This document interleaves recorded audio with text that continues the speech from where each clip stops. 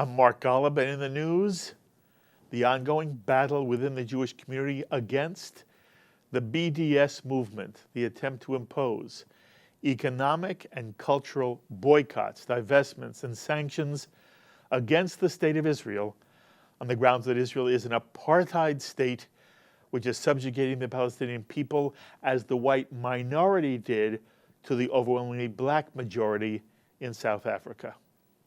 Recently, a major piece appeared in the Jewish Voice of New York, highly critical of some of the figures in the Jewish establishment.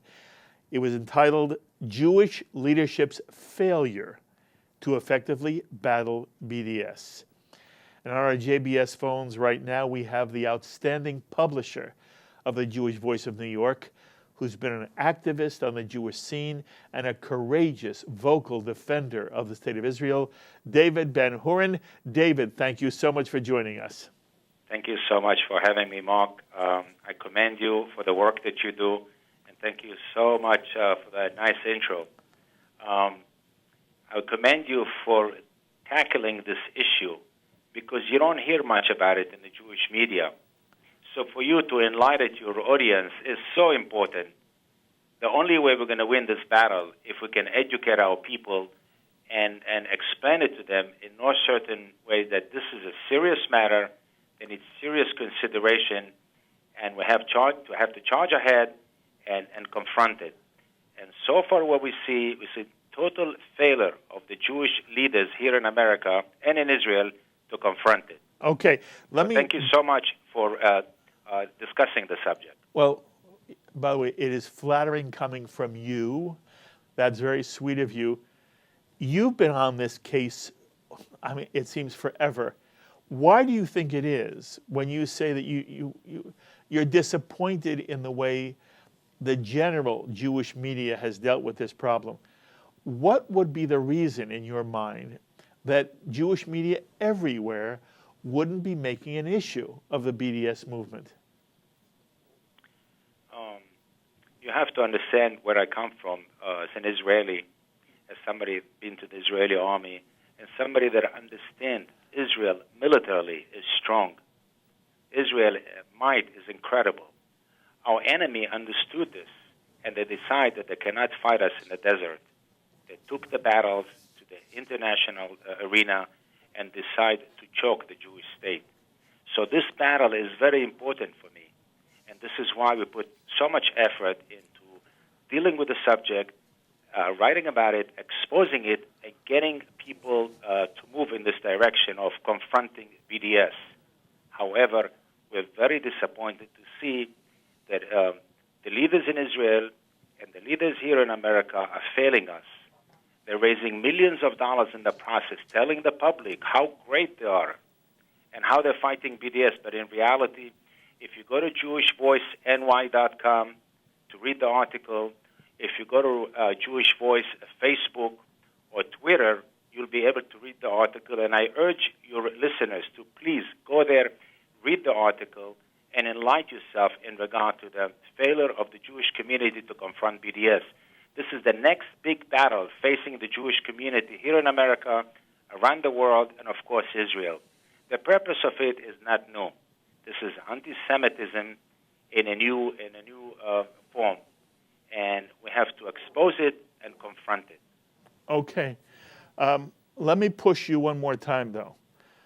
I wanted you to tell me why you think it is. And by the way, you've now included the leadership in Israel as well in your critique. You've said leaders in Israel, leaders on the American Jewish scene, and the Jewish media have not done enough to fight BDS. And my question for you is, why? Why wouldn't the state of Israel, why wouldn't the American Jewish leadership, why wouldn't the Jewish media in general, not just the Jewish Voice of New York and not just JBS, why wouldn't this be throughout the Jewish community? What's preventing it? So a couple of years ago, the Israeli government realized that they have a problem, and they decided to do something about it. So they created a new ministry, a Ministry of Strategic Affairs, headed by Gilad Ardan. And we're very excited about it, and we figure this guy is going to do the job. He's going to unify all the different departments, organize them to fight BDS. They gave him a budget of $26 million, and we figure he's going to organize everything. But unfortunately, last year in May, we went to visit Gilad Ardan in the Knesset with delegation of Likud. And I had with me an editorial from the Jewish Voice of over a year ago stating the failure of the Israeli government to confront BDS. Gilad Ardan promised me that Israel is going to do everything in their power to fight BDS and things are going to change.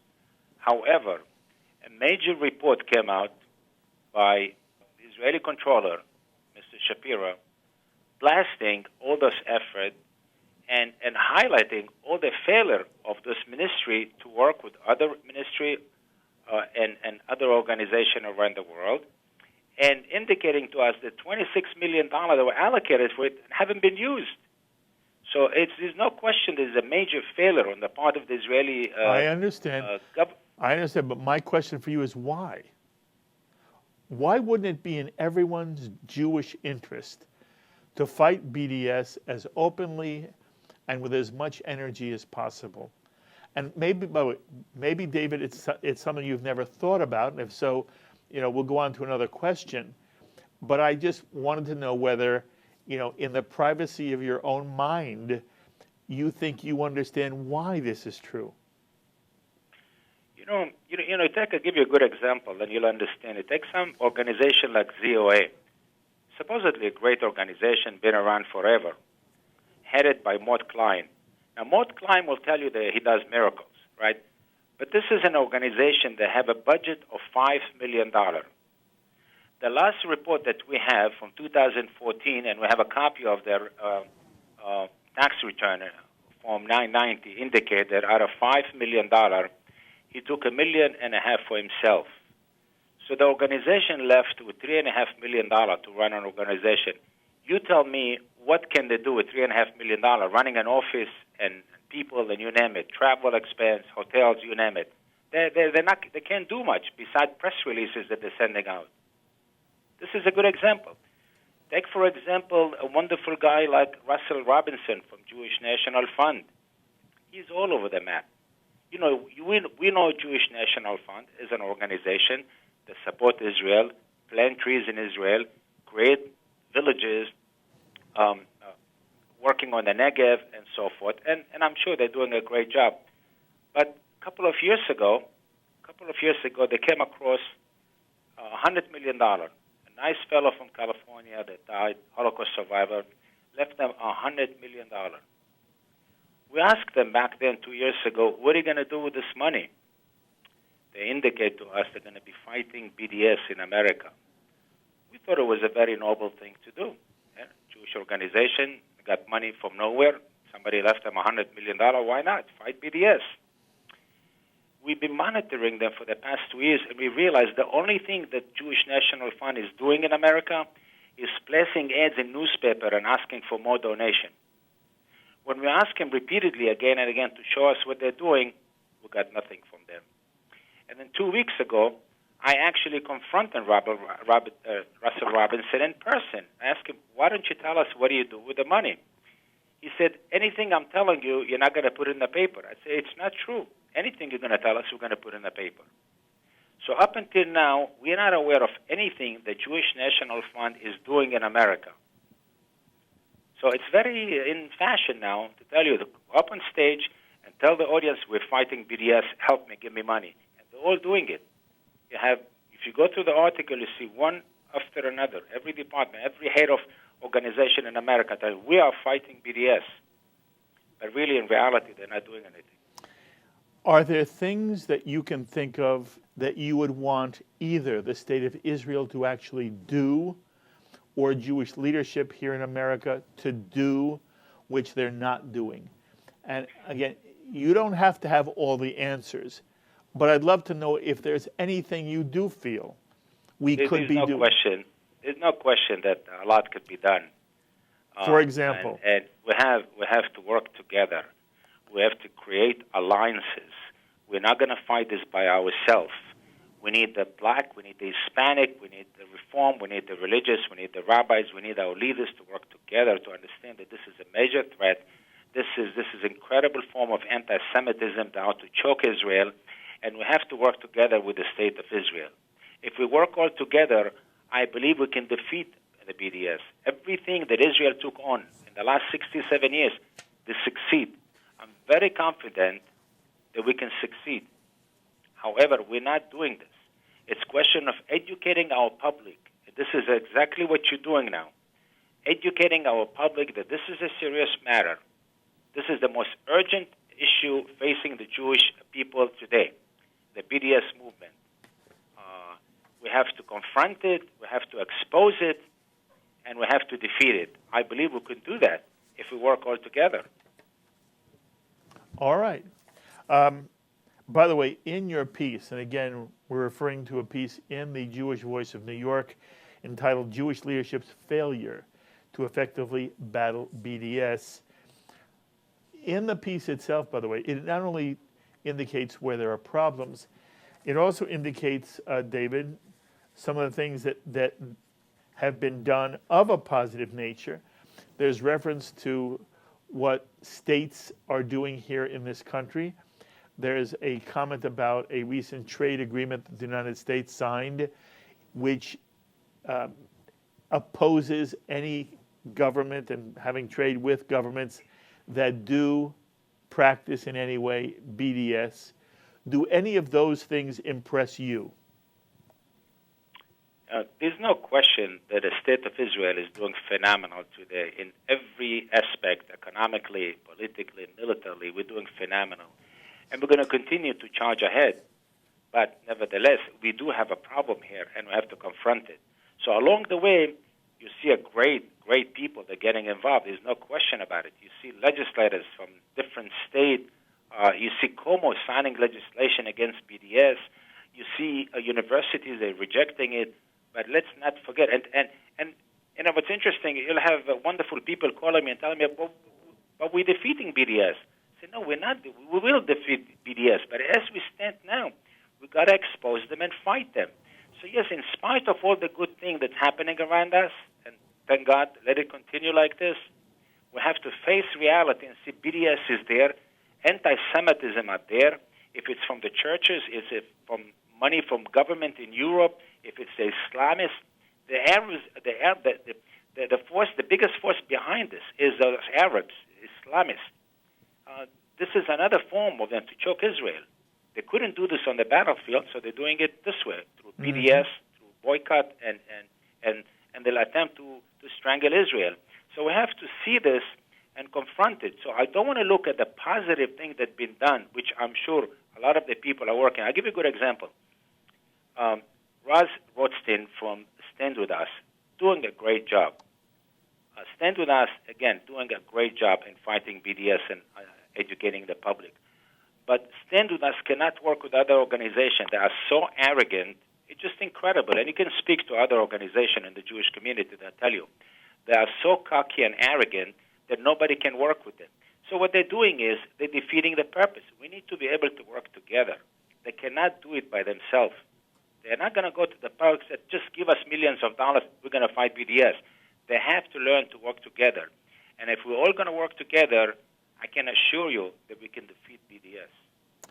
Very interesting again. By the way, I'm very good friends with Shachar Azani, who now is the Northeast Director, National Director of Stand With Us. And I only can say that I have never experienced arrogance on his part. You're talking about the national office out in California, and yes, you may know that there are ways in which they have been in some way condescending or standoffish from entering into alliances with other Jewish organizations. But I don't want us to let go of the fact that it's not true of Shachar Azani, at least in terms of what he's trying to create with Stand With Us. Okay. You know Shachar as well, yes? Yes, of course. And I understand, like I said, Stand With Us is doing outstanding work. But the idea is they cannot defeat BDS by themselves. BDS is a monster. They need everybody's attention, including people like Sheldon Adelson and Chaim Saban. a year ago. He convened a conference in LA, in Vegas, and he invited 50 Jewish organizations to participate. And it was very interesting to see that those two major donors, Chaim Saban and Sheldon Adelson, decided to confront BDS. They created an organization called Maccabee, and they brought a guy from QFI to run it, a guy by the name of David Broke. For the past year, we're trying to understand what those guys are doing. They're not on Google. They're not on Facebook. They're not anywhere. And we request information for them to see what they're doing.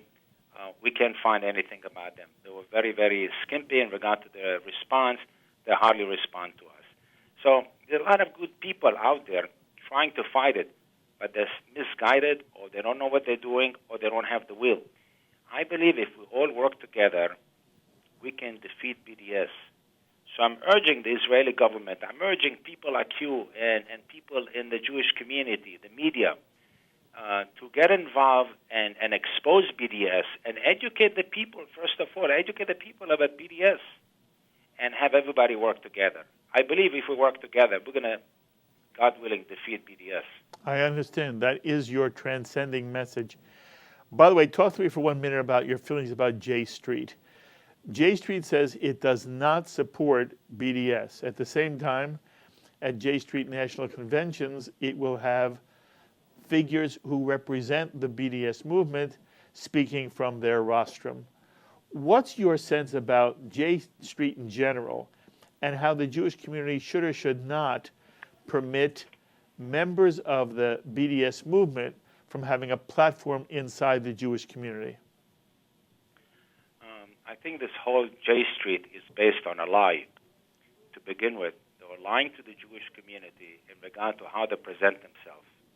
They're presenting themselves as organization, a pro-Israel organization. But if you look good into it, you're going to see that that's not the case. And they are indirectly promoting BDS. They are the major source of encouragement for the BDS movement. And I urge the Jewish community to stay away from J Street, because J Street has to be exposed to some part of it. It's already been exposed, and they're not pro-Israel. This is why the application to Conference of Presidents were rejected. They're not considered to be part of the Jewish community. They're outside the tent. They're not in the tent. So I urge the Jewish community not to accept J Street and not to lend them support. Okay, what about Congress? To what extent do you feel the United States Congress is sensitive to the BDS movement? And as it was, David, in the movement to save Soviet Jewry, ultimately it was the United States legislature which put pressure on the executive, President Reagan, and we were successful. To what extent do you feel Congress is sensitive enough and is doing enough to combat BDS? Thank God for the American Congress. We're very fortunate to live here. Congress is pro-Israel and very supportive of Israel. If you listen to people like Ken Abramovitz, and Ken Abramovitz devotes his time to teaching Americans how to save Western civilization. If you listen to him, he'll tell you that if Obama decides tomorrow to sign an executive order outlawing BDS, the BDS movement will be gone tomorrow. I don't know if that's the case, but people like Ken Abramovitz feel that this is the case. If Obama decides tomorrow to sign an executive order to outlaw BDS in America, we'll have no problem with them whatsoever. Do you want a president to do something like that? Yes, I like an executive order because, after all, it's anti-Semitism. In any way you want to slice it and look at it, they're out to choke Israel. Israel is America's best ally, and why shouldn't an American president issue an executive order to protect an ally like Israel? I'd love to see this happen. And you know something? We hope come January this thing might happen. It is a form of hate speech, isn't it, David? Absolutely. It's more than a hate speech. The purpose of it is to choke Israel. And I have news for you. The way it stands today, with all the pressure of BDS, if Israel have another war tomorrow with Gaza or Hezbollah guys, from day one, they're going to be demonstrating in the street and telling us why we can defend ourselves. This is another form of BDS.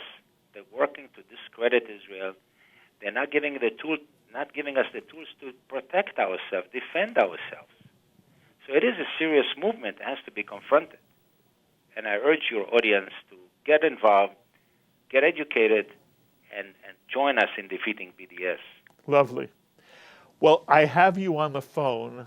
I can't let you go without asking you what your reaction's been to this political season. We're just seeing the end of the Republican National Convention. When this airs, Donald Trump will be the formal Republican candidate for president, and we're heading into the Democratic convention. What's your sense of the Jewish community's mood? Many people are arguing that a Jewish community that normally goes about 70% Democrat may go more Democrat. We had one conservative columnist, Jennifer Rubin, tell us that she thinks 90% of the American Jewish community is going to vote for the Democratic candidate, meaning Hillary Clinton. What's yours when you're talking to people all the time, and admittedly you have your audience, but David, when you do talk to your audience, what are you hearing? Israel is very important to our audience, and the war on Islamic terrorism is something very serious for us. And we feel that the Democrats do not understand the situation. We feel that somebody like Trump can do a better job. And so the Jewish voice and a large number of our audience feel that the Republican can do a better job. Therefore, a month ago, the Jewish voice endorsed Trump. And we hope that Trump's going to win. Have you been hearing any Jews who were planning to vote for Trump sort of back away from that? My audience, and we serve a large number of audience, are Republican or supporting Republican. And I don't know where they got those figures. I do not believe those figures, that large number of Jews going to vote for Hillary. I think it's part of the propaganda of CNN, New York Times, you name it. I do not believe them. We're going to have to wait and see. You're absolutely right. My own experience has been, David, that most people, Jewish or non-Jewish, they don't like either candidate. They certainly have, I do not hear even Democrats expressing overwhelming enthusiasm or love for Hillary Clinton. And normally when somebody tells me they're going to vote for Hillary Clinton, they often say she's the lesser of the two evils. And I have talked to many Jews who tell me that they absolutely will be voting for Donald Trump, many more than you would think based on some of the media reports. But I also have heard people say more recently that some of the things Donald Trump has said, especially about the Mexican, the judge who has a Mexican ancestry, he is an American judge. He's born in Indiana, but his parents come from Mexico. So there are many Jews who are upset about that. And there are Jews who feel that maybe Donald Trump simply doesn't have either the temperament or the experience to be president. What are you hearing? I hear the same thing. I agree with you. We don't approve of everything that Trump is doing or saying. We don't have to approve or agree with everything that he's saying. He's saying a lot of things that are not going to happen, But the choice is going to be in November, the choice between Hillary and him, and we have to make a decision. She is not a great candidate. And you know something? The way he treated the other 17 candidates, the Republican candidates, and some of them are incredible candidates, he destroyed them. I believe when Trump going to start directing his attack against Hillary, he's going to discredit her to a point where she's not going to be a good candidate. So the next few months going to tell us a lot. Yes, I had Ron Campius on, and I said to Ron the same thing. It's a long time, David, between now and November, yes? Yes, I agree with you. But like I said, if his attack against all the candidates or any indication, you know what, we know what to expect now in regard to Hillary. Yes, It's going although to be a parade. It's going to be a parade of people that pointing finger at her. It's going to be it's just going to be a circus. I don't know if she can withstand this. well, we will see, as you point out, there are many people who just wish the circus aspect of this entire election cycle would come to an end. By the way, how long have you been publishing now, The Jewish Voice of New York? We launched Jewish Voice in the summer of 2004. And you're from Israel yourself, correct? I was born in Israel, yes. How long have you been in journalism? Since I'm a little boy, I was fascinated with journalism. I left Israel, traveled the world to pick up some languages and degree, settled in New York, and the first chance I had, I got into publishing books, and this led me into publishing the newspaper. Today, the Jewish Voice, thank God, is doing very well. We're averaging about 1 million people a week on Facebook. Twitter does very well, Instagram. And the print edition is very, very popular. The competition in New York is the Jewish Press and the Jewish Week, which we find is not a serious competition since the Jewish Week is owned by the Federation. And, of course, they'll be very, very biased. And if it's not the same audience, the Jewish Press is concentrated on the community in Borough Park. So again, it's not, I don't feel like the competition for us. So we have a shot here at developing it and making it a prime Jewish newspaper in New York. And I'm very, very excited at this point where we are and where we're going to be tomorrow. Well, you know, I wish you all the best. By the way, if people want to take a look at the Jewish Voice of New York, if you haven't seen it already, you can do so through the Jewish Voice of New York website. What's your web address, David? JewishVoiceNY.com. But the best thing is a home delivery throughout the tri-state, throughout America. The paper goes all over. You also find it in the newsstand. Excellent. Yeah. Excellent. Well, you do outstanding work, David, and it's really been a pleasure to get to know you. And you and I have been at many events together, and you've always been very kind to me, and I am very appreciative. I wish you kol tuv v'hatzlacha. I wish all of us success in fighting the BDS movement, and I hope you'll let me call you from time to time and get your wisdom. Thank you very much, David. All right. Thank you. Bye-bye. David Ben Hooren, publisher of The Jewish Voice of New York. And look, I think it is important to be able to explain why there is the reaction in the Jewish community of the BDS movement. I'm not sure I agree 100% with David. I think there are people who are doing some fabulous things. And of course, we try to keep you informed. ISGAP, the organization of Charles Small, has done marvelous work trying to expose all forms of anti-Semitism and the BDS movement. But David is right.